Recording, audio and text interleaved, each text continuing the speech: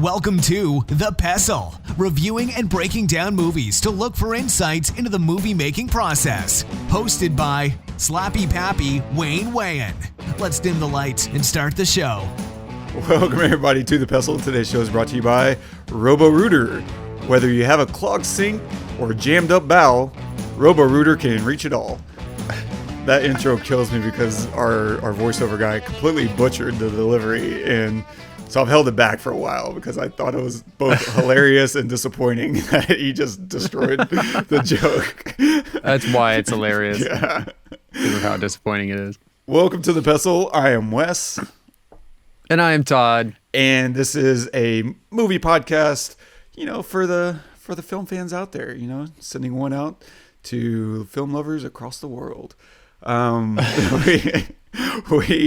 are filmmakers, actors, a musician, producer, writers, all the things, and we like to tear apart movies and see what they're made of.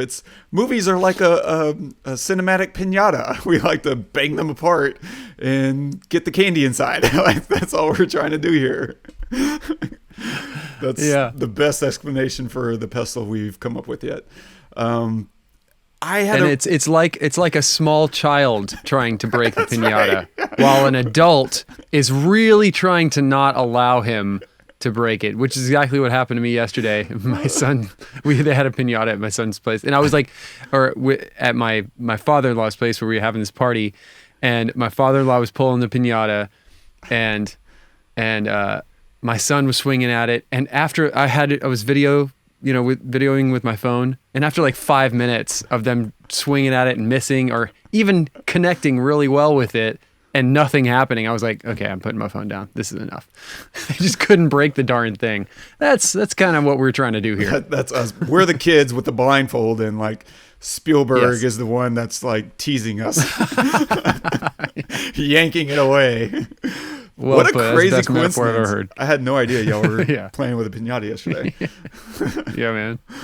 I had an interesting week a few days ago for International Women's Day. I just randomly decided I would post some of the women I think about and aspire to be in the film industry, and like I tagged Greta Gerwig and some people. I don't even think I think I tagged like a fan account thinking it was Greta's, and it wasn't even hers. So disappointed. But I also tagged Ava DuVernay, and she like gave me a shout out and a repost. So cool, and so cool. Tagged me and wished me well, and it was just like melted my face. And so I think that sent me on like I didn't realize it until a little while ago when I was thinking about what we would talk about during this preamble, and I realized, man, I think that did send like a jolt of energy that I've been writing furiously for the past few days, and it's been great. And you could probably pinpoint it to stuff that I was doing beforehand. I've done a lot of work. It wasn't like I haven't been working, but I've been having small writer's block, and so or large writer's block with very small amounts of success. And like, oh, I got 2 pages done today. Great. I got 3 pages done today. Amazing. I got, a paragraph today. Way to go. Like sometimes just whatever you can get. And then after that, I think I wrote like 8 or 10 pages, and it was just like boom. And then the next day I wrote another 8 pages, and today I wrote another 3 pages. And so it's just been like, oh wow, okay. And so it's it makes a difference whenever and I was joking with a friend. I was like, it's one of those things where you give a shout out to your hero, and your hero shouts back, and then you run away crying like, no! That's exactly it. It's so good. That's awesome. And so I'm just curious, have you had any interactions with people you really look up to? That are famous? Already doing it? That are famous in your eyes. I mean, yeah, I think so. I mean, I'm not counting, when I lived in LA, running into,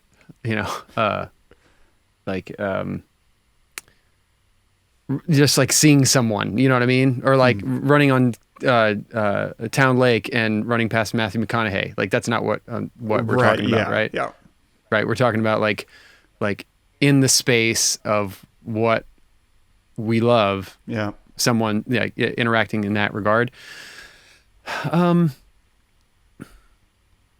that's a really great question that I probably should think about to come up with an answer. I don't have an answer right now. I think yes, but I can't tell you right. I mean, I've been in the studio with people that are like already doing it, you know, but and have some success, but nothing where I'm like, oh my gosh, like nothing like Ava DuVernay status, you know, amazing. Like, oh my gosh, okay, you made my day. Now I'm going to go write 5 songs or whatever. Yeah. Like nothing like that I know of now. Nice. Yeah. Yeah. And it's funny. I mean, I think people like that realize the effect that they can have, but maybe they forget, or maybe, I mean, you get busy living your life, I guess, but it's easy whenever you are maybe an Ava, and then, you know, you've put out a Selma or a 13th, or, you know, When They See Us or whatever, and then you run into one of your heroes at that stage. Your hero probably isn't thinking that like if she were to go and meet whoever, Gina Prince Bythewood, and they were to sit and have a conversation, Gina probably wouldn't be looking at Ava as anything less than a peer. Like, oh, you know, you're a colleague. And even though Ava on the inside might be like, oh my God, you know, she made Love and Basketball and so many other projects that I love. They're going to be interacting. And so, you know, as Ava, while you're in that conversation, why you can have that conversation, as opposed to if she met her, you know, if they met whenever Ava had just put out her first doc, When the West Was Won, at that point, it might be like, oh my God, like I'm meeting so-and-so and they don't know who I am. And so, yeah, I think it's just interesting because hopefully, you know, in some other context, I'll have another opportunity to actually meet Ava, not just, you know, interact over Instagram or something. And that'll be a completely new context, and I will probably still be a bit of a freak, but at least I will be like, hopefully, like, oh, there's a reason I'm here having this conversation, as opposed to, you know, just kind of doing jumping jacks in the wild, hoping to get someone's attention, and like, you're like, over here, which is what most. I mean, that's kind of what I. Yeah, I thought of one. When we worked at Demand Media at one point, I just thought of it. I don't know. At one point, there's a hotel that was sharing a wall with our building, basically, and Radiohead was in town. I forget if it was for ACL or for their own show, but they rented out the entire hotel. I think it was small South hotel, by. like 10 rooms. South by? Okay, yeah. Cool. And before they left, before the bus left, I ran out and I knocked on the door of their bus to give them an EP of mine, which I'm sure they immediately used as a coaster, which is fine. But Ed O'Brien answered the door, and I mean, I guess I talked to him for like a minute, you know, and like just told him, you know, I gushed over him a little bit, not like ridiculous, but I just said, hey, I love your band, been a huge fan, and it's been a huge like driving force for me. So thank you for doing what you do. Here's this thing, this coaster, and that was awesome. But I've never. Obviously, it was just like me meeting him. It wasn't like whatever. But yeah, I've had a few of those kind of things. Just thought of one, so I had to share it. That's pretty cool. I mean, that's only one of the largest bands in the world, you know, and the fact that they were actually on the bus, like there's no reason they should have been there at that time that you went. And I mean, that kind of lined up pretty cool. No, I've done similar. Like, they were leaving. I saw the bass player walking onto the bus, and I was like, "Oh shit! I think they're leaving. I have to do it now." So I just did it anyway. Nice. Yeah. I met Roland Emmerich a while back, and I was like, "Oh man." We went to see him. He was doing a Q&A at UT, He was That's right. doing his movie Anonymous, or I want to say it was called Anonymous, about Shakespeare. The idea behind was Shakespeare, who he was, and you were like, dude, just go freaking talk to him.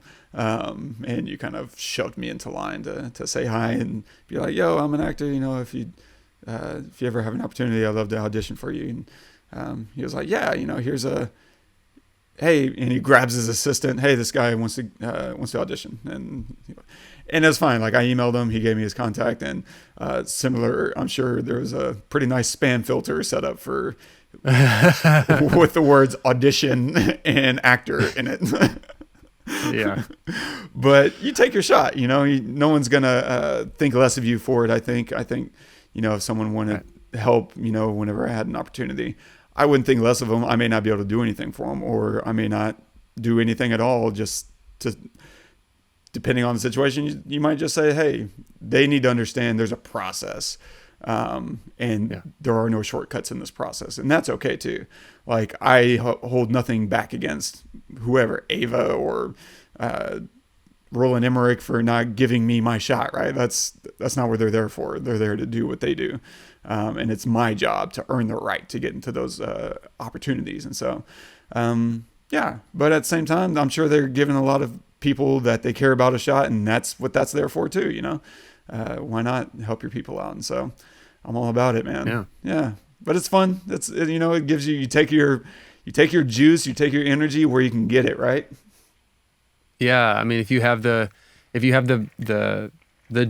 feeling to reach out and do something, you should honor that and do it. Or talk to somebody, or, like, you know, send an email, or like walk up to somebody if you see them. Oh, so I was in Terrytown like months, maybe a year ago, and I forget the old guy from. There was a famous guy. I forget his name. I don't know, but I recognized him from a show, and I just went up to him. I was like, "Hey, man, I'm a fan. You know, whatever." He's like, "Oh, thanks. I really appreciate it. You live around here?" I said, "Oh, my mother-in-law lives over here, but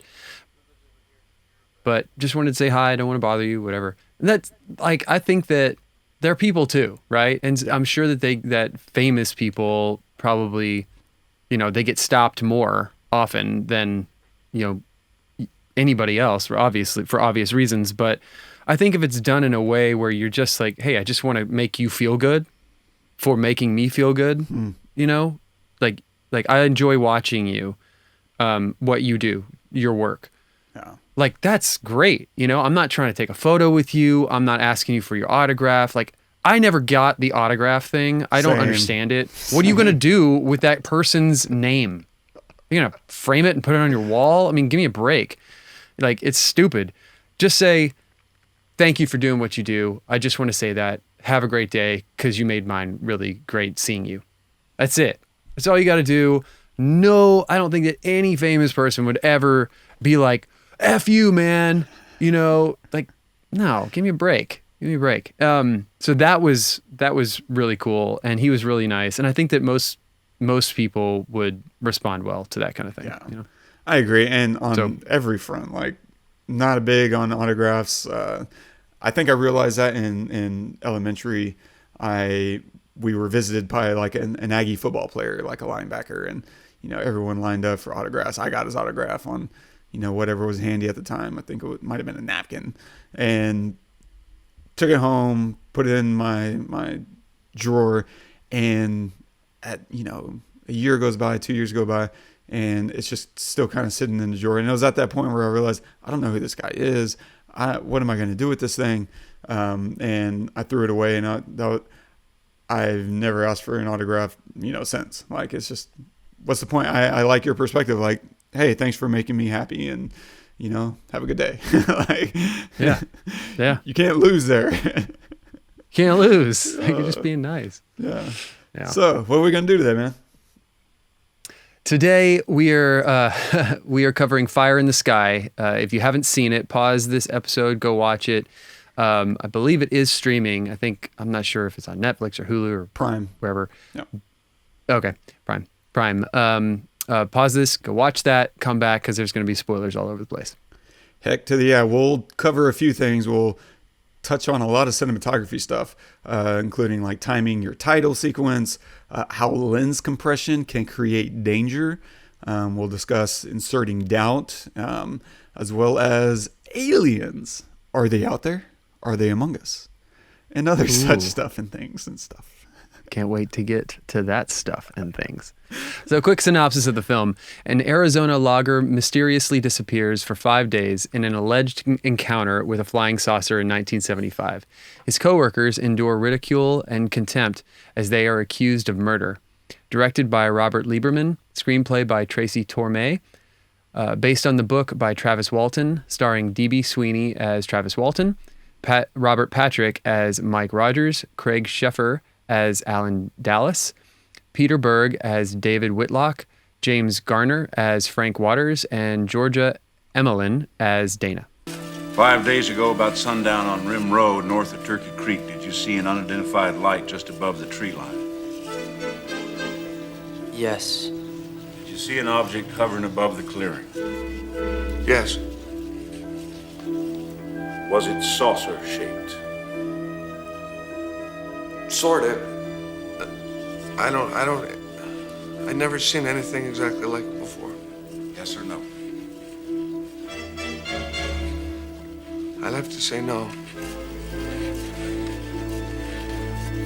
Did you see Travis Walton approach the object on foot? Yeah, I did. Did you see a bolt of blue-green light envelop Travis Walton?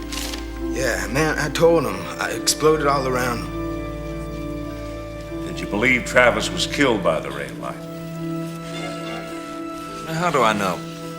Just know that I didn't kill him. Did you personally dislike Travis Walton? And what kind of question is that? Huh? Simple yes or no will do. Yes. And no.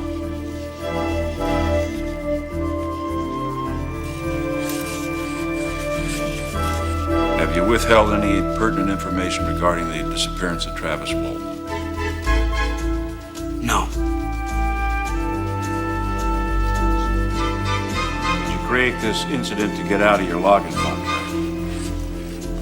No. Did you or any of your crew murder Travis Walton? Absolutely not.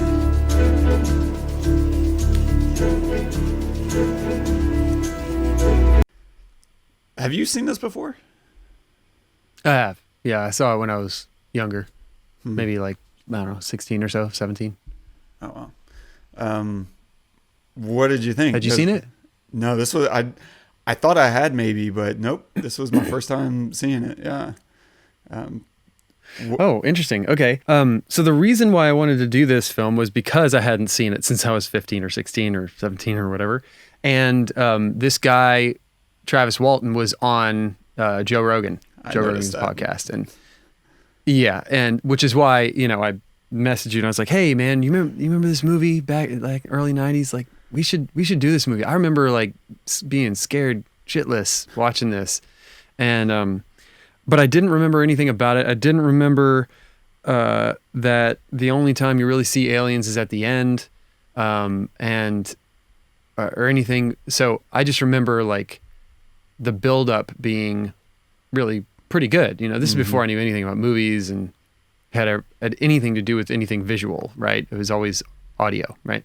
So yeah. So watching it again for the first time in 25 years or so was interesting. So there are a couple of things that I just want to get out, I guess, overall, right? Remembering that this came out in 1993. Like, okay, if this were to come out today, I would expect way more of like way more twists or a story, right? A lot more. I would expect a lot more of it. But I'm remembering this is 1993. And the way that sci-fi was done in 1993 and like the way aliens were depicted in 1993 is way different than, the way that they're depicted now, which could be anything from they're nice and kind, but we're led to believe that they're not, but we find out something different, to, you know, they are trying to demolish the world or whatever. And then on top of that, it's not. It was made in '93, but it was about an era from 1975, which is even more so. It's even, you know, further regressive. Right. Exactly.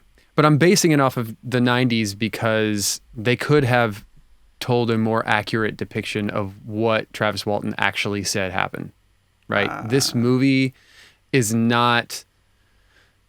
They say, you know, based on true events. Well, yeah, but his actual interaction with what he calls the aliens is like totally different from the movie, at least from what his depiction was on Rogan's podcast and other interviews that he's done throughout the years. The movie is not in line with that, at least, you know, in his interactions with the aliens. So if I'm basing it off of what I know now, then I didn't like it. But I'm not basing it off of that. Huh. I'm basing it off of it was made in 1993, and it felt like I loved it. I'll just put it that way. Yeah. I loved it, and it felt really awesome cutting to him in that pod in the ship. It felt like The Matrix. You know, when it felt like The Matrix, and he's floating out in the middle of the pods, and then gets drugged down that hallway, and all of those things. It was incredible. And then thrown on the table, I felt very similar to how I felt when I was a kid or young kid watching that. I was like kind of blown away, thinking this was the 90s, man. How did they do this in the 90s? This is all practical. There's no like special effects, really, you know. There's no CGI. This is like, you know, done for real. I loved it. I loved when they find Travis Walton, his reaction, like being so scared and timid, and then the flashbacks is how we find out what happened. So tying those in with like the syrup falling on his face was just brilliant. The cutting, the editing leading up to that was brilliant and stressful. The music was really, really strong and really good. I think James Garner was really the only kind of, I didn't really like, it was like, you know, and I guess he was playing a 1975 cop who, you know, he's got to wear the cowboy hat in the South, and he's got to, you know, be, yeah, and he's got to walk like that, you know, with his hands on his hips and out like that. So I didn't really like his character, but I thought that D.B. Sweeney killed it. Robert Patrick was amazing. It was solid acting all around, I feel like. And it was written to be a dramatic interaction rather than like, you know, I'm going to lead you up to suspense, and then you find out that they're nice and they're kind and they're actually taking care of you and you know, whatever. It's aggressive. So at the end of it, I was like, going into it, I thought, man, this is kind of long. I don't really want to watch this. It's 1993. I think I backed myself into a corner. But pretty quickly into it, I started thinking, oh no, I think I'm going to like this. And I ended up really, really enjoying it. So kind of talked in circles there, but I would say, yeah, I think for 1993 sci-fi film, oval. Okay. I'll take it. Yeah. I'll take it. As long as it's not like triangle. Yeah. But no move for shape-based jokes, man. I loved it too. I think I was aware of the same things you were talking about, and I got past them very, very quickly. The idea that this is dated, and even some of the dialogue felt a little, I don't know, forced, and like the flow of a lot of the dialogue didn't work, especially around Travis Walton's character. Like his dialogue around Mike just felt forced, and it needed to be smoothed out a lot more. But even with all that, man, the story's so good that it's so gripping. They do a great job of bringing you along and making you wait for it, because once it started, I realized, oh yeah, I've never seen this. This is all new. So I kind of got thrown into the well of not understanding what comes next. And so at a certain point, I'm like, oh, did they kill him? Is that where we're going? Like they pulled me in the best way possible, because if you already are, lightly familiar with the story, then you already know he gets found 5 days later. For me, I didn't know. Like, they start digging up those bones, and I'm like, that's probably not going to be his body. But at the same time, I'm not 100% sure of that. And so I kind of kept waiting for, what happens. And then they find him. And yeah, that reveal of, especially the way they work into the reveal of him in the hospital having these flashbacks, and the way they make it so tight and claustrophobic, to help us identify with his anxiety and with, the stuff that he's dealing with. It was beautiful. I really thought they told a great story, and I had no idea this was 93. I thought, if you would have asked me, I would have said, oh, this was made in mid 80s, because I was just so unfamiliar with it. And I literally thought, oh, this came out like a year or two after Close Encounters. This is a counterpart to Close Encounters, and it's superior in every way. This is what Close Encounters wanted to be, but couldn't be. And on the other side of the spectrum, I guess. But this, I definitely felt the horror you're talking about. Like, I was terrified.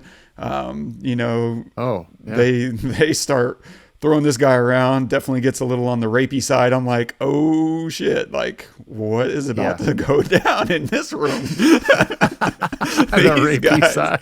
Yeah, I'm like, these guys are holding nothing back. And then, they run that tube down his throat, and I start choking, and I'm just like, oh my God. And they stop, and then they pick up the slack and push more in and more in. And then they start slowly unraveling the needle that's about to go into his eye. And it starts with this big one, then it protracts a even smaller needle. And they did an incredible job of like pulling focus to help you really see this tiny needle, and the horror in his eye as they use their medieval looking instruments. And before they finally, let you out of that sequence, which lasts probably a good 20, 25 minutes, from the awakening in the pod to exploring the space and finding the dead, decomposing body. And they really do an amazing job of letting that whole sequence breathe so that you stop breathing. Like, I'm not familiar with Robert Lieberman as a director, but good Lord, man, he absolutely killed it. So yeah, I mean, I'm so glad that you like it. I really had no idea. It was a shot in the dark. I just remember really it messing with me. And we love alien movies and space movies in general. And sometimes we even love space movies or alien movies that don't give us a payoff in the end. Yeah. As long as the payoff is like a really great part of the story. Yeah. In this case, they could have, and this is what I was talking about, they could have maybe got away with not giving us some of the alien if we had more story to it. But they said, you know what? We're giving you alien. We're giving you everything that you came for, an abduction movie where something happens, and we're giving it to you. And I'm really happy that you liked it, because watching it, I was wondering, I was like, I don't know if Wes is going to like this. This is going to be interesting to hear. I went in and I was assuming I'm going to hate this thing because, I was assuming this is a mid 80s, UFO movie. I'm like, this just cannot end well. This isn't going to go in its favor. But it pretty quickly got to me. It took a little while. It took until they were in they started telling their story. And at a certain point, I just kind of went with it. But I mean, when they get to the spaceship, it's hard to not be in it, because they do such a measured job of waiting and making you earn that moment by making you question everybody. Like, you've been spending all this time with, Mike and his crew, and you don't know if you can believe them. You hate Dallas. That guy's a jerk. So there's all these lingering questions. They do the whole lie detector polygraph thing, and they tease it out as bad as long as they possibly could, maybe even a few minutes over, like just to make you really question whether or not, everything's going to be okay before they recover him and allow you to kind of see. Because even whenever they get him and then he starts having those flashes, you're like, is he transposing his experience now and kind of retroactively inserting these memories? Like, that's kind of the easy way out of that, to not give us any satisfaction, right? You could just say, we're never going to explore all that stuff. We're just going to make you wonder if he experienced it or if he's overlaying his experiences right now and retroactively creating memories, which I wouldn't be surprised is a real thing. Because if you go through, some kind of deep trauma, the body probably does all kinds of crazy things. The mind is the most mysterious thing that we've yet to begin to understand, much less, have answers for. And so when you get to the spaceship, it's so good. I love how heavily like disorienting it is whenever he wakes up, and the way they like angle the camera around. You're just constantly trying to figure out which way is down, which way is up. And they just are constantly, from the time he rips out of the pod, shifting the camera around to make it disorienting. And it makes sense, right? Because even after he gets out, you realize, oh, we're in space, and therefore it's supposed to be disorienting. There is no up, down in space. That's an Earth-based idea. That's something where you need gravity. And so it made sense why the camera was just kind of floating all over the place instead of kind of helping us understand gravity and his, situation. And I thought also in that little sequence, his wireframing was fantastic. Like, they do this whenever he initially kind of flows out into the middle of the tunnel. He does this little out of control spin that seems to go everywhere, almost as if to say, look, no wires, Yeah, exactly. It's perfect. I was blown away. And how brilliant when they just pick all of these moments to like try to scare you, or not scare you, but just try to like convey the horridness without showing you much of the alien beforehand. Yeah. So much like, and we don't like to compare too much with other movies, but like Alien is a great example of doing just exactly this. Like, so when he pulls that cord and he flies back into that other pod and realizes it's another human that's dead and there's guts everywhere and his hands are in it, and it freaks him out. That's exactly what would happen to a normal person. It's not like and then you just kind of like slowly push your way out. No, you just, you got to get out of here kind of thing. Got to get out. And then they take these beats in all the scenes in the ship. They take these beats that are,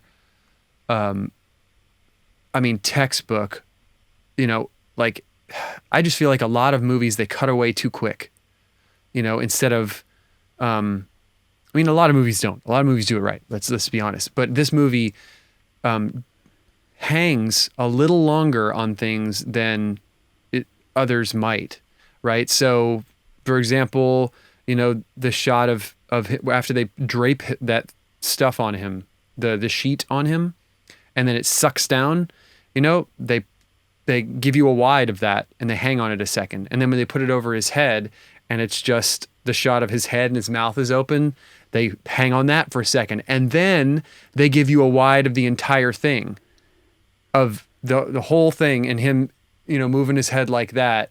But they stay on it and a little extra beat, maybe even just a half a beat. And that that makes such a big difference, because you're thinking he's dying now. He can't breathe. He's going to die. And we're just hanging here watching this happen instead of, well, what now? And then when the thing comes up and cuts his eye, you're thinking, cut it, Yeah. Let him breathe. Yeah, Let him breathe. yeah. Let him breathe. You know, at least I was, because I knew that they did that because I had seen it before. Even though I had seen it before, I was in my head. I was like, cut a hole for his mouth. Cut a hole. Yeah. So anyway, that was a good.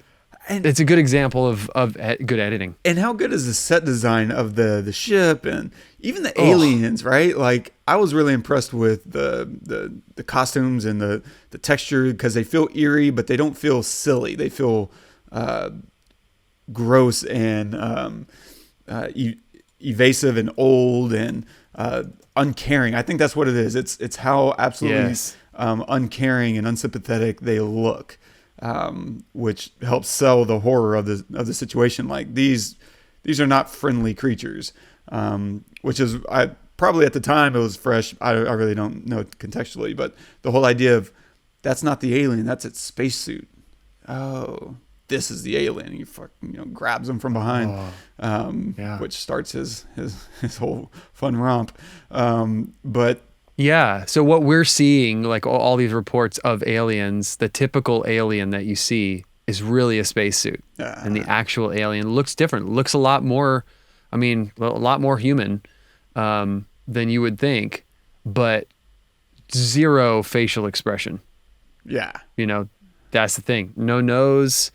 The mouth is very straight, if not tilted down a little bit. And the way that they did that is they're puppets, right? And so they put their arms in the alien arms, but the body itself and the head, there's nothing in it, right? Or maybe there's like something and they can turn the head, but they can't move a mouth or anything like that to make it so that they don't have any emotion, seeming like they don't have any emotion. And how about the ship from the outside? Yeah. How cool. Huge and just interesting. There's no real door that you see. It's just like these red cracks in what looks like an eggshell almost. Yeah. It's just really cool. But it looks big, but it doesn't look as big as when he's in it. If you look at the hallway that he's floating in, we don't see the entirety of the ship from the outside. We just see kind of like the bottom dome area of it. So maybe it's a lot bigger, but they just give you just enough. But then they do the whole Spielberg thing where, it can be as big as you want when you're in it. Yeah. But from the outside, we're only giving you a little bit. We're only going to show you a little bit. But then when you're in it, it's this whole other world. It almost feels like even more foreign. It feels like just as foreign as if we had never seen the actual ship itself. Yeah. I guess is a good way to that it makes you feel. So super clever. Sorry. No, freaking great. I'll rush through a few things here. I didn't have a ton of thoughts on this thing, but I guess mostly just cinematography stuff kind of kept jumping out at me, which I didn't expect after watching it the first time. But yeah, the opening sequence I found interesting. Just to look at first shot, last shot. The first shot is, they kind of got a twofer because they opened the film with a quote, right? Chance makes a plaything of a man's life, Seneca. And so I thought that was interesting because they ran a quote before they even started the title sequence. So it's almost like they got a little twofer with how you begin the movie. And I thought that was interesting. But the opening shot itself was misty woods and moonlight, right? And they roll credits, which I'll come back to in just one second. But the final shot is woods in broad daylight. And then you have your afterword titles of, Travis and Mike went on to whatever, have 10 babies together or whatever happened. And so they, the first and last shot are just two very different things, or it's the same thing in two very different scenarios. We're looking at the woods in two different ways, right? The opening, it makes sense. Let's add mystery to the woods. And so we're going to add mist and this kind of moonlight backlighting, which we come to realize is the truck headlights. And then the final shot is everything's revealed. Nothing's hidden in broad daylight. And so it's two different perspectives of the exact same thing, which is the woods. But in that opening shot, like, we sit and hang out on these woods with the fog rolling and this backlighting, and while the credits roll, and it's just credit after credit after credit after credit. And then finally, after the title sequence, where the actual title of the film, Fire in the Sky, fades out, suddenly the truck blasts over the hill. And to me, that's really interesting looking at it, just because I understand that didn't happen by accident. They didn't just happen to get enough, footage beforehand that allowed them to roll titles. That takes a lot of timing to figure out your opening sequences. And so they figured out, okay, here's all the titles we're going to run. Here's roughly the pacing we're going to want to do it. And so now we have to plan around how to run this title sequence and end it with the start of the film. It wasn't like they cut to the truck. It was titles and cue the truck. Almost like they were doing it all in sequence. And so it's a lot of timing. You run a watch.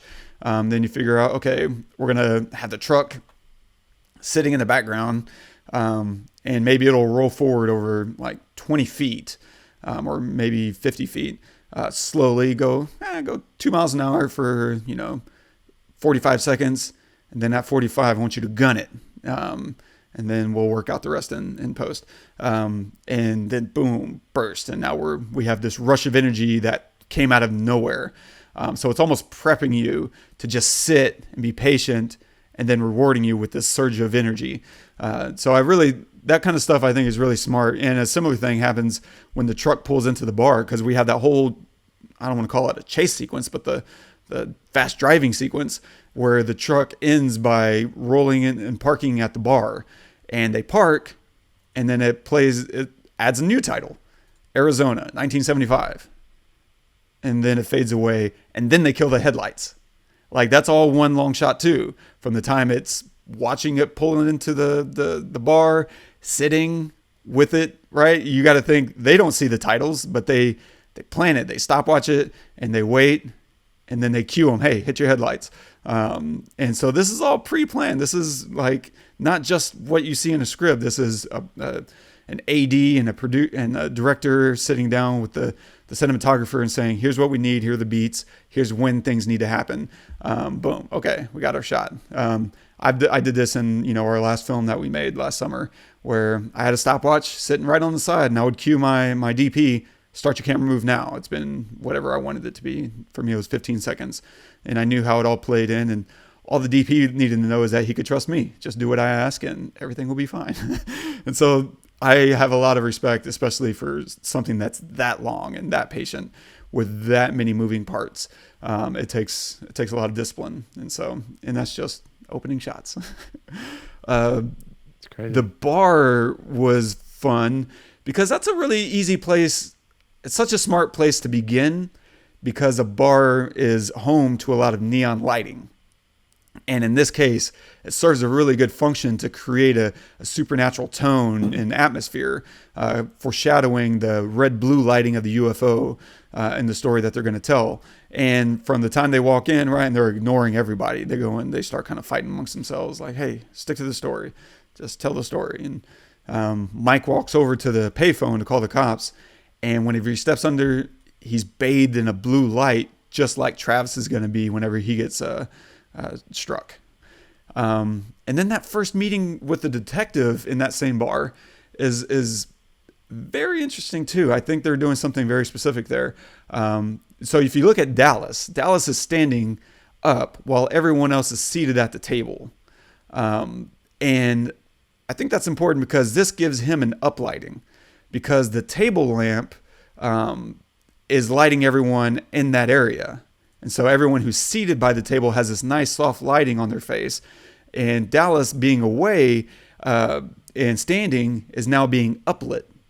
And that uplighting, think of it like a campfire story, which I think the table lamp resembles a campfire, right? They're going to tell us a campfire story, which could be viewed as a judgment by the writer or the director as to the veracity of the tale itself. Like, they could be passively making a judgment about, you're just going to hear a story right now. And so, but with Dallas standing up in a way and getting this uplighting, it's like telling a campfire story, right? Where someone puts a torch or flashlight underneath their chin, right? And the ghost story. And so you have these harsh, weird shadows hitting someone's face in a way that we're not used to. And it creates a feeling of a little scary, maybe untrustworthy, but it's setting the tone for Dallas's character journey as a possible killer and enemy to Travis. And so that's a very interesting, fine-tuning way to play into Dallas's character and use cinematography as a way to illuminate the audience or to set an expectation with the audience, because that's before we ever know that he's him and Travis have beef, but you can already feel this is a dark character. He's a jerk, he's uncooperative, and he looks a little scary. And so, but that whole scene is dark in the bar and as they're starting the story, which is really nice. It creates a really good contrast to the bright transition when we finally meet Travis on this early, hopeful morning that kicks off meeting the whole crew and the whole team. It's very bright and friendly, and it adds a really good contrast by starting it in this dark, scary bar. And now we feel a little bit alleviated, like, okay, nice, I can take a breath and I can kind of enjoy a moment here. And they roll into it. And then, of course, they tell that whole opening sequence before cutting back to the bar. And they're like, well, then what happened? Was he still with y'all whenever you left the site? And they're like, yeah. And that's when they pull Dallas in. And Dallas, I love this little match cut that he does. He's about to light a cigarette or a cigar or something, and he takes out his matchbook and he strikes it, and they do a match cut, literally, because they're cutting on the action of striking a match between two different scenes. And so it starts with him in the motion, and then you cut to him at night as they're about to do their thing, get into the car and start the journey home, which sets everything on fire, right? You have the match symbolizing so much, because this is a sequence that's going to burn down to the end. And there's a lot of symbolism you can pull out of just the idea of a match burning and fire in the sky, the UFO. And it's perfect. And it's a great visual way to cut it back in time. I love it. And to me, in a very small way, it's the most famous match cut of all is Lawrence of Arabia, which is, again, a literal match cut, in a slightly different way, albeit. Another thing in this opening part is the sheriff, before he gets to the bar, him sitting at the railroad tracks. They do this little gag on the audience, right? The red lights descending in his windshield. Yeah. And he's reacting in this almost awe before they reveal, oh, he's at a train track, right? But we've seen this done a number of times. This is very tried and true, if you will, or derivative and cliche, pick your poison. But that whole sequence, just that little fake out, does require some planning and some thought, because you have to make sure the actor understands the moment and what he's playing into, because it's too easy, right? He can't show annoyance like we normally would do by getting caught behind a train. Like, that's an annoying moment. It's like, doggone it. And an actor's instinct may be to play the character's experience. And that character is really just experience getting stopped at a train. But instead, he needs to be playing into the tone of the film. The film is trying to get at something. The film is trying to create a feeling, an expectation within the audience. And he has to play into that, not being stopped at a train. And so this is something you got to coordinate with your actor and make sure they're on the same page. I've had this problem before on set, and I'm like, yeah, don't react to that. You're here. Do this other thing. You have to think about this. And sometimes it takes more work than others. I'm sure James Garner is a pro's pro, been around the block, or a time or 1,000. So, but then all you got to do at that point is everyone's done their job, add the mysterious music, and it completes the whole UFO fake out. Yeah. Because it even pulled me in. I was like, I know it's too early, but could it be? It's too early. Yeah, could he be seeing this one? Another thing, as far as cinematography goes, and this will be almost it, the chainsaw moment with Dallas, between Dallas and Travis, where Dallas, they're supposed to break for lunch, and Dallas walks up on him with the chainsaw. They do this thing where you do feel a little bit of danger, like, bro, you're getting really damn close with your chainsaw.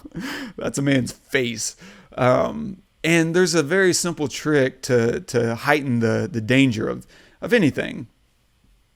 I would say more often we see this with two things: fight sequences and fire. When you're trying to make it look like, especially, in the 90s and earlier, you can't really put a fire next to someone's face without actually burning them. And so you need to make it look like they're sitting in a fire. And whether you're talking about faking a punch or, faking someone being burned alive or faking someone's chainsaw being right next to, a person's face to create danger. There's one very simple technique that's tried and true, which is a longer lens. You shoot it from far away with a much longer lens, and there's this aberration that we call compression. The further you are away from something, the more flat everything gets. Like, it's the difference between trying to separate a mountain, 40 miles away from the sky. Like, separationally, they're basically the same exact thing. You can't see any depth between the mountain and the sky, or the mountain and that cloud over there. It's because they're so far away, and it's not going to change just by breaking out a lens. The lens is going to create what we call compression. It's going to squish everything together. And so if you get 20 yards away and you throw a long lens on it, not that they were quite that far away, but if you get 20, 30 feet away, throw a decent lens on there and get into a close-up, well, suddenly, whereas the chainsaw might be 2 or 3 feet away, it's right next to his face, when you factor in the laws of compression. And it makes things look much closer to the eye than they actually are. So you can ramp up danger in that kind of way. But then on top of that, I'm sure that chainsaw probably had something like a cloth chain, in addition to be a few feet away, for safety. And so you do multiple layers. You don't just kind of rely on one thing in order to get the effect across. But yeah, I think long lenses create compression. You can kind of fake things being closer than they actually are. Yeah. And so... Wow, I didn't know that. Yeah, it's a nifty little trick, little footballs. And so the last thing that, kind of jumped out at me was on the idea of creating doubt. They're in the truck on the way out to the job site. And the guy in the back seat, right, is one guy's blasting his music. Another guy's reading the National Enquirer, right? And he makes this comment, "Lady has a litter of 13. And Dallas is like, "That's bullshit." And he's like, "Nope, says so right here." And he's reading the National Enquirer, as if it is, sure, that's fact. And what I think they're doing, just in case it's not obvious, this is a subtle hint of raising doubt about what you read in tabloids. And tabloids played a significant role in Travis Walton's story. They, I think the Enquirer paid him like $5,000 for a story, and they gave him a polygraph, and they've been accused of coaching him through how to take a polygraph in order to beat the results. There's tricks you can do, like apparently holding your breath and who knows what else. And so there's ways I think I read a long time ago, now that I'm thinking about it, you can put something underneath your arm to kind of slow your whatchamacallit, like if you put a tennis ball or something like that, racquetball, underneath your armpit, you can slow your pulse down a lot. And so there's things you can do to cheat polygraphs, and maybe I'm sure they've gotten more sophisticated over time and they check for those kinds of things. But yeah, I don't know. But wow. With that in mind, I mean, what do you think? Do you believe this guy's story? No. I don't either. I'm sorry, absolutely not. Absolutely not. I do not. It's never aliens until it's aliens. That's right. Yep. I completely agree. So, and apparently he makes a cameo in the film, and I didn't see it, but I read something about it that he was, I don't know what he would look like in 1993, so I don't know how to point him out, but church scene, I bet they're having their town hall. Oh yeah, probably. A good point. And I'm like, you know what? If someone was if this happened to me and it was that traumatic, and someone was making a movie and getting it wrong, yeah, there's no way. Even if I would say, yeah, you can pay me for the film, sure, I wouldn't be in it. Yeah. Like I wouldn't. That's like basically saying, yeah, I'm okay with them effing up my true story while the world says I'm lying. Like no, wouldn't do that. Yeah. So no, I don't believe him. I know that the other guys in the truck took a polygraph a couple of times and they all passed or something. I don't know. But you know, like, yeah, I don't know what to say. It's not aliens until it's aliens. And in this case, I don't believe him because he, you know, was basically okay with them telling a different story than what he told. Yeah. And if he's like so sure, so, you know, adamant that no, it happened this way, then, well, then you should, you know, die on that mountain, man. So, yeah, no. What about you? Yeah, no, zero. No. I think Yeah. you said it really well. I've never heard it quite as well as put. Like, it's not aliens until it's aliens. And I just have a hard time thinking that if an alien was going to visit us, that they would find any need to conceal themselves. It would be like us studying ants and making sure the ants don't see us. Like, if you're that far advanced, I don't think you really give a shit. And the implication, maybe even worse, the implication of them not wanting us to see us would be far more devastating to me. Just because at that point we're more of an aquarium and limited in our self ownership. And so I don't think an intelligent species that's capable of visiting another planet would be quite as careful. And then the timing around this is kind of silly. Like, this is a few years after we touched down on the moon, and there's other things that happened around this time, like Roswell, and aliens were in the atmosphere, and so everyone was just kind of staking their ground, trying to be. I can only imagine the things that are going through your head if you're out in the middle of Arizona logging all day. Like, you probably dream up some interesting ideas of how to get one over and escape that kind of life. No.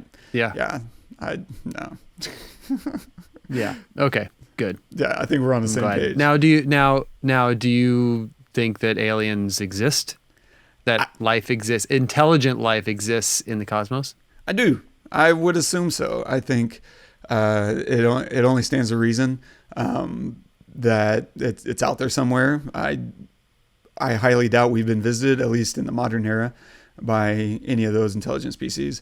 But yeah, that's kind of where I lean. And part of me also thinks, like, your view on aliens and UFOs is somewhat of a mirror of yourself, or it could be kind of a Rorschach test, as in we might assume onto aliens what we believe about ourselves. Like, if you think they're out there and they're good-natured, that could be a reflection of you, versus if you think they're out there and you need to be terrified of them, that would also tell me something about your inner workings. Of course, being aware of the question might taint the question, but no, that I was not aware of that question, so that's my view. I'm not aware of anybody making that case, but that's one of my instincts. I like it. Yeah, but I think so. I think it's too big out there. There's too much opportunity. And if anything, maybe we just kind of pass each other in the night. I think my big suspicion, and I'm jumping the gun a little bit here, my big suspicion is probably more along the lines of maybe we're all just now kind of waking up together. Like, maybe in a few 100,000 years or a million years, we'll see more activity, but maybe we're all just kind of getting there together. I don't know. What do you think? Yeah, I think that there is intelligent. I mean, dude, the universe is so big that you can't. I mean, in the Milky Way alone, there's more stars than there are grains of sand on the Earth. So, yeah, imagine that, and you can't even fathom that. I mean, if anybody says, yeah, I can, they're lying. There's no way that you can fathom that. So, the odds of us being the only, and I use the word intelligent very lightly, intelligent life anywhere in the universe is just, what was it? Who was it that said if there is not intelligent life, then that's an awful waste of space? Yeah, is that Sagan? Yeah. Carl Sagan.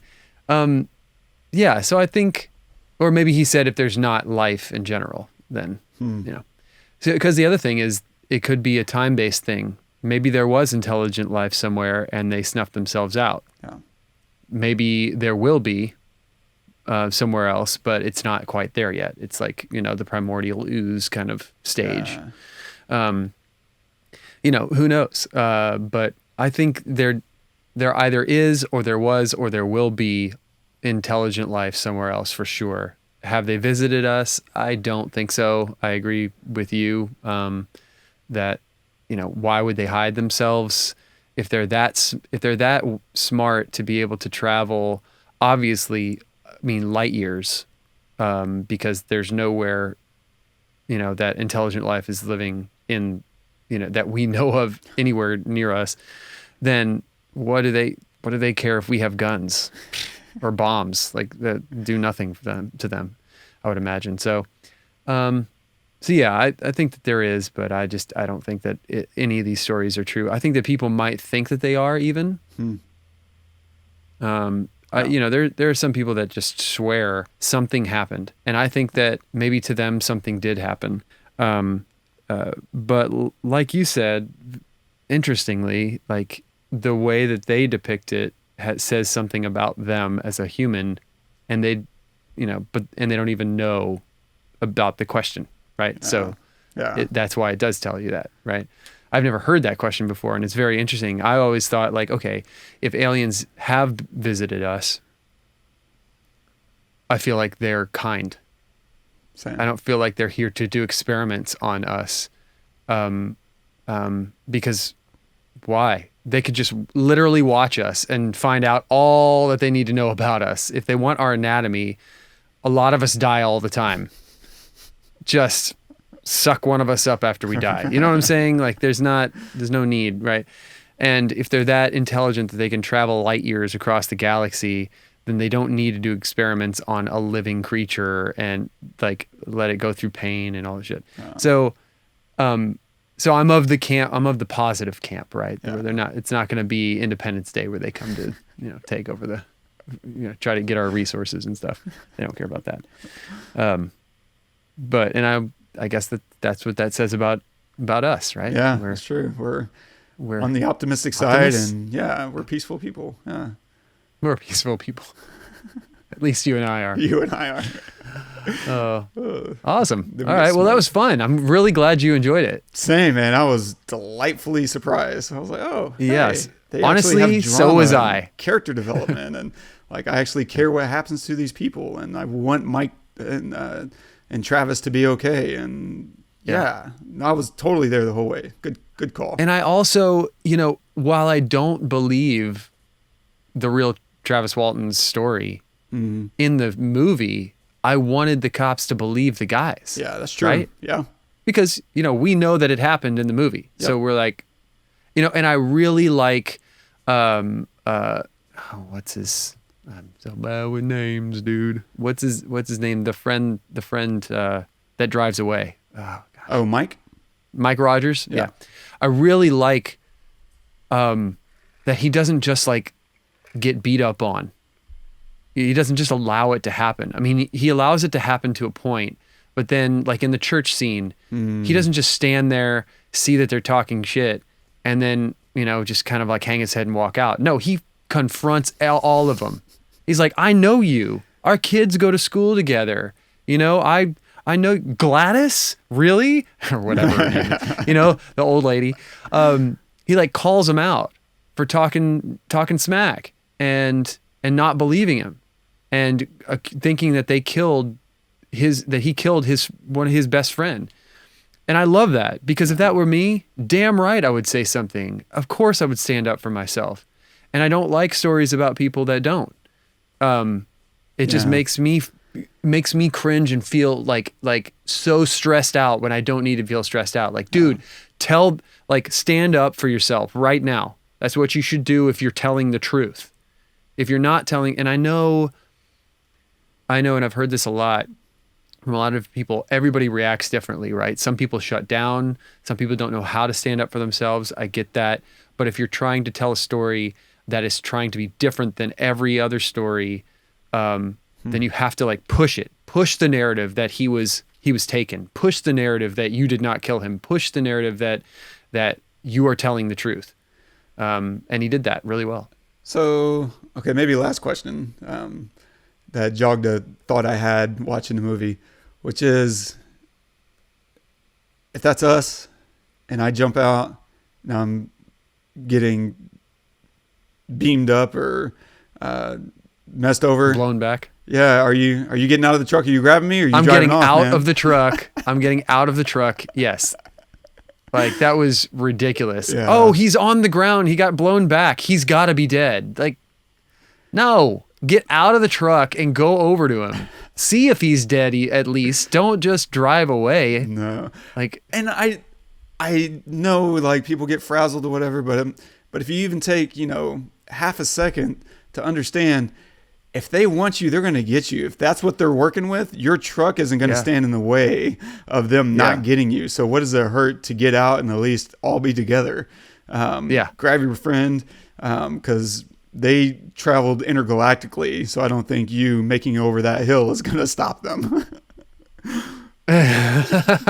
good point. Very good point. No, yeah. And they sat there for a good 20 seconds or something after he got blown back. It wasn't like they just drove off immediately. Yeah. He was like deciding, is he dead? Do you think he's dead? I think he's dead. He's definitely dead. Drive away. Are you sure? I don't know. It was like conversations happened before he chaos. decided to drive away. Yeah, and so I don't blame Travis at all in the film for being pissed off at him for years. I would be too. Yeah. How dare you leave me? How dare you leave me? Yeah. You don't know that I'm dead. You had no idea. And even if you did know I was dead, like you never got out of the car even once.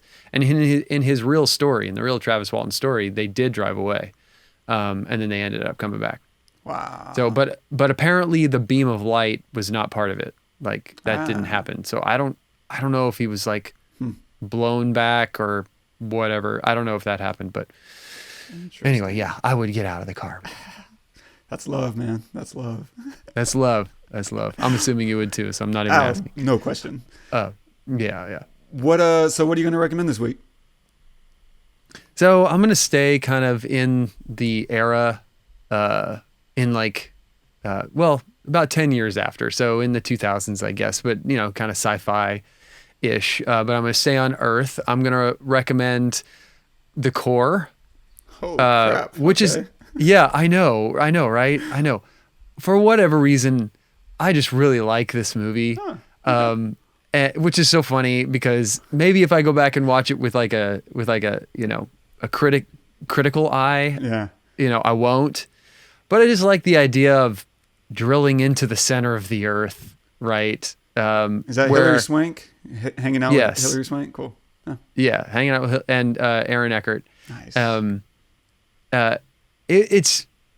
I think it's really intriguing. The science behind it is really interesting and cool. And there's some moments in there where you're thinking where like there is a lot of cost to what they're trying to do, and things happen, and you're thinking it's kind of reminds me a little bit of Underwater in some cases, not with like monsters or anything, Right. but with just the way that the science behind it, right? Of like pressure and things that can exist in places where you don't think that anything could, things like that. It's really cool. And I think I recently watched it again, like maybe 3 years ago, and I still dug fun. it. Still dug it. You kind of So, talked The me Core. into it. I might check that out then. I know, right? I saw it whenever I'm sure it first came out because I see every sci-fi movie with a budget and many without. But yeah, it's been a while. So yeah, okay. There's another one that came out at the same time that did invoke like monsters and stuff that's buried in the earth. Yes. I don't remember what that was. I mean, That might have been Journey to the Center of the Earth. Oh, think of yeah, I'm not into that kind of thing. Yeah. But think of Sunshine, but going the other direction. Right? I mean, it's not that level. It's not that level, okay? Sunshine is next level shit. But it's fun.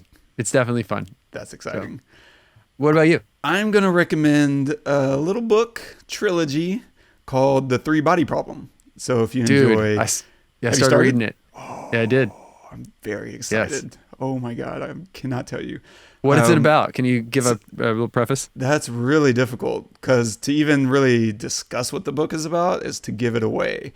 Okay. And so I would just preface it with saying if you enjoy sci-fi, especially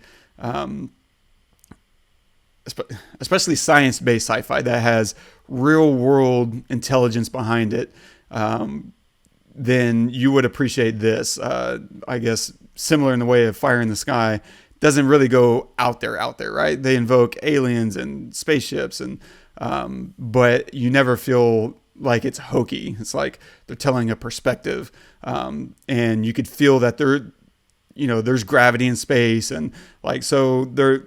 Think of it in those terms, like this author decided to use science as a basis to tell a very high-minded sci-fi story. And the places that ends up taking you are absolutely thrilling if you're a nerd, if you like to nerd out over science and things like that. So The Three Body Problem is the first book in a trilogy. If you read the first book, you will figure out the second and third book. I guarantee. I had it in here actually this morning. I was reading a little bit of it this morning. I brought it inside before we recorded, or else I would hold it up. It takes its time, because it doesn't start with the sci-fi. It starts with something I'd never heard about, which is called the struggles in China during Mao, Chairman Mao. So the opening chapter starts with the persecution of science teachers, which you don't know where that's going to take you, but it's relevant. And so go read that mess. It's so good. Will do. And stay tuned for next week. We are going to tackle the high-minded sci-fi world of Ted Lasso, where a football coach goes and coaches football. Of course, that's American football going to coach UK football, two different types of football. But we'll tackle that. It's on Apple TV Plus. If you go do a free trial, I promise you'll get through that thing in a day, maybe two, if you're really busy. And so they're short episodes. They're 30 minutes. Very quick. 10 episodes. You can't stop. It's freaking Lay's potato chip if ever there was one. Definitely. It's a great way to put it. Subscribe, review, drop us a note on iTunes if you want us to cover a thing. Let us know. We're more than happy to hear what y'all have to say. And if you want to drop a note on this episode in particular, hey, if you have a UFO story of your own, let us know. Turn us into believers. Tell us why you have the definitive alien story that's going to finally reveal all that is hidden. And you can do that at thepestlepodcast.com/fire in the sky. And our quote of the day that we'll leave you with is from Enrico Fermi. Where is everybody? Humans could theoretically colonize the galaxy in 1 million years or so. And if they could, astronauts from older civilizations could do the same. So why haven't they come to Earth? That's a little thing that we know as Fermi's paradox, which is that very question of, if the math extrapolates, like Todd was saying earlier, like there's so many planets out there, if you consider that even half the stars that are out there have a planet, like that's still billions of planets, probably trillions. And if there's that many stars and planets and that much possibility and mathematically that much probability for life, why is there such a lack of extraterrestrial civilizations that are out there? And so Fermi begins to explore various ideas of why that is, why we haven't run into civilization. I mean, for all we know, we're the backwater of the universe. We are the snowflake Arizona of the Milky Way. And so maybe to our benefit, that's the case or not. I don't know. But there's all these theories about why that might be. And one of them Todd also alluded to, with the idea that, sometimes it's you self-destruct yourself on the way to exercising your intelligence. And for us, the nuclear bomb is, existential threat, in the wrong hands. And how many times have we, been close to nuclear annihilation? And that would have been our, what they call the Great Curtain, right? The thing that might separate you from exiting your solar system. And one of those might be just self-destruction, and a bunch of others. But I enjoy thinking about Fermi and Fermi's paradox. It's pretty fun. Yeah. Yeah. I've known about this for years. I've never really liked it. I've always thought it's just an easy way to dismiss something that is possible. That is very possible. I mean, yeah, that's like saying if I'm a grain of sand, nobody's stepped on me, so no one exists. Wow. But there are quadzillions of grains of sand, right? How is someone going to step on every grain of sand? Like there's no way. And even if, we've been sending radio waves out into space for maybe 100 years. 40? Or yeah, I guess technically if you're talking about the advent of television, yeah. Yeah, 100 years. Light can't go anywhere in 100 years in the universe. Like nowhere, right? Nothing. So 100 light years is nothing. It is a speck. So even if some other civilization out there is 100 million light years away, and 50 million years ago they started looking, still their radio waves have not reached us. So, and that what are the odds? Yeah. And even then, I mean, it also assumes that the radio waves wouldn't have degraded over that time. Like we probably have weak signals. 100%. I mean, we've found very weak signals from super far away things that we've seen. And we've seen things that are, 10, 12 billion years old, light that's that old.